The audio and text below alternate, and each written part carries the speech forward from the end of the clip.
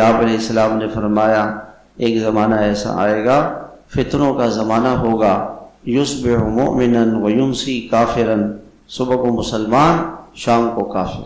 صبح اٹھا تھا مسلمان تھا، ایسی باتیں سنی اسلام کے خلاف، دین کے خلاف، تو ان باتوں کے سننے کے بعد ایمان اس کا چلا گیا، اور رات کو سو رہا تھا ایمان والا اور اٹھ کے موبائلوں کو دیکھا، ان گندگیوں میں لگا رہا، گناہ کیے، صبح ایمان چلا گیا۔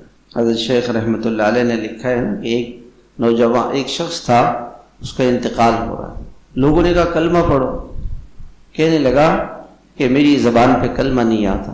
کہا کیوں؟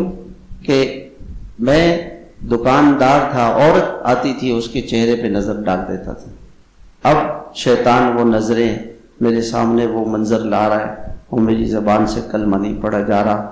یہ بدنظری کا گناہ اتنا بڑا گناہ ہے کہ یہ مرتے وقت ایمان کو چھین لینے کا ذریعہ بنتا ہے۔ اور اس وقت ہمارے گناہ، اس وقت جو ہمارے گناہ ہیں وہ خلوت کے گناہ، تنہائیوں کے گناہ زیادہ ہیں، مرد ہو یا عورت ہو، جوان ہو یا بوڑھا ہو، دیندار ہو یا بے دین ہو۔